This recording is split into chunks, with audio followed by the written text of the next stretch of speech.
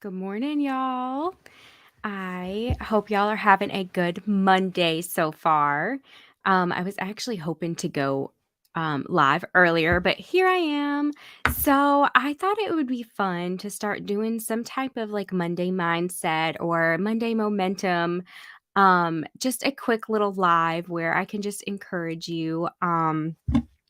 So I know I've if you've been following my page, you know I've talked about how I used to I used to dread Mondays. Like I was like, "Oh, Mondays. Mondays are the worst days." And just I would just dread Mondays. It's and so I dread it so much that sometimes it's like it would ruin my entire Sunday because I was dreading Mondays so much that I just couldn't even enjoy my day. So one day I was just like, "You know what? Like Mondays are here to stay. Like Mondays are just they're not going anywhere. So I need to learn to love Mondays."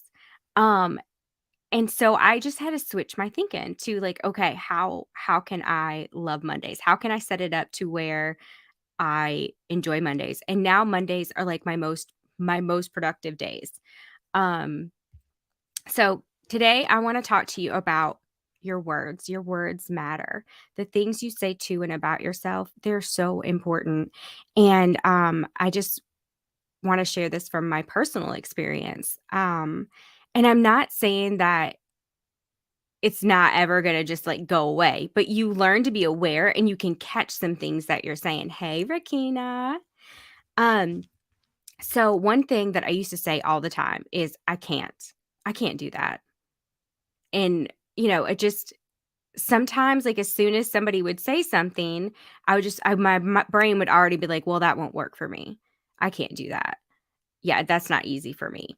So, what I have learned to do is when my mind goes, "I can't do that," I flip it to, "How can I?" Like, maybe what worked for them won't work for me, but how can I do that? So for instance, when I wanted to learn to knit, I kept telling myself, I can't learn to knit. I'm a crocheter. Like I can't work with two needles instead of one hook and hold my yarn. And for years, I really wanted to learn to knit, but I kept telling myself, I can't do that. That doesn't make sense to me. And I list all these reasons why. Hey, Christy. But when I changed my thinking to how can I, it didn't just shut the door. So many times when we say I can't do something, it just shuts the door. And our brain's like, nope, not that's not happening. Let's go on to the next thing. But when you flip it to how can I, it opens up so many possibilities and you end up finding this determination like, how can I do this? Okay, I've been wanting to do this. How can I do it? So, one thing that I was doing, and we'll just go back to like when I was learning to crochet. I cannot tell you how many times I tried to learn to crochet. I kept doing the same thing over and over again, y'all. I would have a book, like a how to crochet book. And I would get like worsted weight yarn and a little bitty hook. And I'm like, I can't hold on to anything. And I'm looking at the book and I'm like, you know how you'll tilt a book, like, okay, you can't see it at any other angle, no matter how much you try.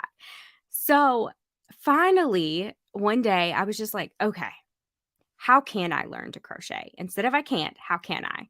So that it just changed everything for me. I'm like, well, I know that I'm a visual learner and I do better learning from a video or an audio instead of reading and comprehending. Like I can do that. But what works better for me is video and audio. So YouTube, thank God for YouTube, right? So YouTube is how I learned to crochet. And so then I applied that same thing to knitting. And I at the time did not know that there was different styles of knitting. I thought it was just, one style you hold what is it called? English. I think it's English where you hold your yarn in your right hand. So anyways, finally I just flipped the switch. Well, how can I? And and that is what I'm not going to say it's easy from there, but you find this determination like I'm going to figure this out. So I just want to encourage you, like, watch your words. And I still have to do this. And I'm not saying that it's easy, but when you're aware of it, you really can get really good at catching it, and I usually like, I catch it right then. As soon as I'm like, "I can't do that." I'm like, "No, wait, mm-mm, mm-mm, how can I?" Um, and even, like, things like with me, like, I would just be like, "Well, I'm a hot mess. I'm ADHD. I can't do that." But you can find what your strengths are and what your weaknesses are, and then use those and figure it out. Just because one way didn't work for you doesn't mean another way won't work for you. And even going back to how I learned to crochet, most people teach you to crochet with a lighter weight yarn and a small crochet hook and like granny squares or something like that.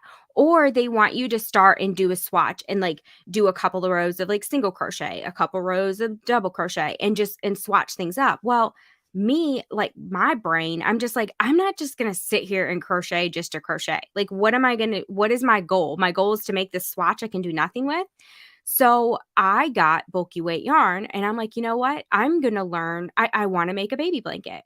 So so I knew what I wanted and I had an end goal in mind. And I was like, how can I? So I got on YouTube and I learned to chain, which I had already like learned the basics of chaining, but I learned the single crochet stitch. I didn't try to learn every single stitch at one time. I'm just like, okay, I'm going to learn one stitch and I want to start and I want to finish a baby blanket. And I did. It was all single crochet stitches. Do not recommend. Half of a star. Um it takes forever. But you know what? It was that repetitiveness, the doing it over and over, the same thing over and over again, that I was allowed to master the single crochet stitch, which is an easy stitch. But instead of me trying to like learn every single stitch, getting overwhelmed and not really working towards anything, I had a reward in mind. Like I'm like, I'm gonna finish a baby, like I'm gonna start and finish a baby blanket. And then when I finished that, I was like, okay, what do I want to make next? And so then I had my goal. I wanna make this. I can't remember what it was. It may have been a beanie. I can't remember. But I went on YouTube and I searched and I'm like, how can I accomplish this? So, I just wanna encourage you that your words, the things you say to and about yourself, I can't stress that enough. They're so important because you can set yourself up for so much more possibility when you just flip the switch. And we all have our strengths and we all have our weaknesses, and knowing them, you can play both of them. Like I knew that I get bored easy. And so if I would sit there and try to learn everything at one time, I'm probably going to give up because that's one of my weaknesses. Um but if I applied myself and I just learned one thing, just little bite-sized things, and I had a reward, I finished it, that was gonna encourage me and spur me to learn the next thing and learn the next thing. So I just really wanna encourage you today that your words are so, so important, and, it does get easier over time. So, hey, Judy. Yes, and Rakina just said that she's trying to use her ADHD as a way to do things. And you know what? So many times, like I didn't talk about it. I was ashamed and embarrassed, and I thought something was wrong with me. But you know what? That can be your superpower. There's so many our brains work differently and it can be your superpower. So sometimes like you think that there's something about you, a characteristic or a trait about you that you think is holding you back. Um, but when you really step into that, that can be the thing that helps you soar. Like with the ADHD, like our brains just work differently. And so like the hyperfixation, the hyper focus, there are times like if I get in there and I set my mind to something, I'm gonna start and I'm gonna complete it. Um, and everything else just kind of disappears. There's like this time blindness, which can be good, and you can use it to, the full benefit of it. But then you can also have things in place that you can kind of hold yourself back a little bit when that thing that you're hyper focusing on isn't important. So I just want to like that's the whole point of me going live today was just to tell you and encourage you that your words matter. And one thing I have really learned in the last year is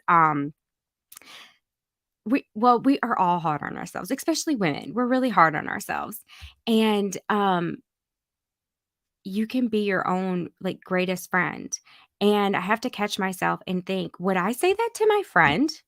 If my friend came to me and said, "Ugh, I just tried this thing and oh my gosh, it was a mess and it just didn't work out." Would I be like, "Ugh, you suck?" No, I would never say that to my friend. Why do we say that to ourselves? And I have to still catch that. And I'm like, "Girl, you are a mess. Why did you think you could do this?" And I'm like, "No, I would never say that to somebody that I loved." So it's still an ongoing thing. I'm not saying that I'm perfect. And I think this is why this come up today is because I really just want to share things that I've had to go through and hope that it can encourage you because you can apply this in your life and in your business. And I feel like, especially with business, I feel like when you want to grow your business, there's a lot of self growth there. Like this past year, trying, growing my business and, stepping into the role of being a full time, business owner, there came a lot of self-growth in there and a lot of, like, realizing things and realizing some of the things that I was doing to hold me back. Um,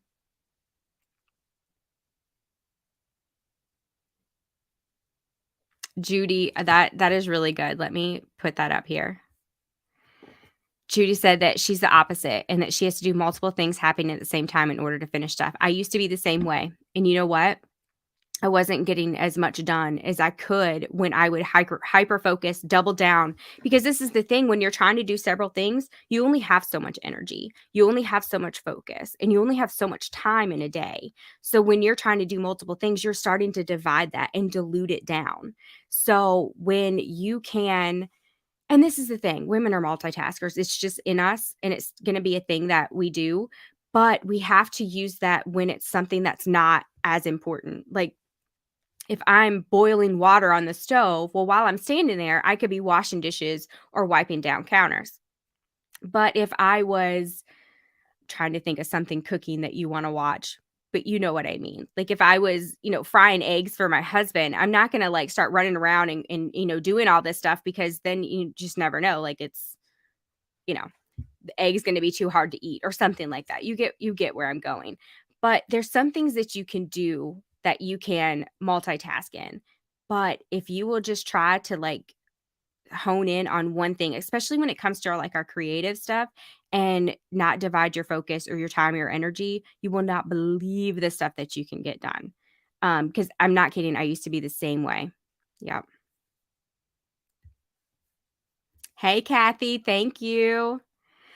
All right, y'all. I am going to get in here and get to work. I've got some yarn to dye today, but I wanted to just pop on here. I'm going to try to start doing this every Monday and just do a quick little mindset or momentum thing. And thank y'all who joined live. And if you catch the replay, say hey to me.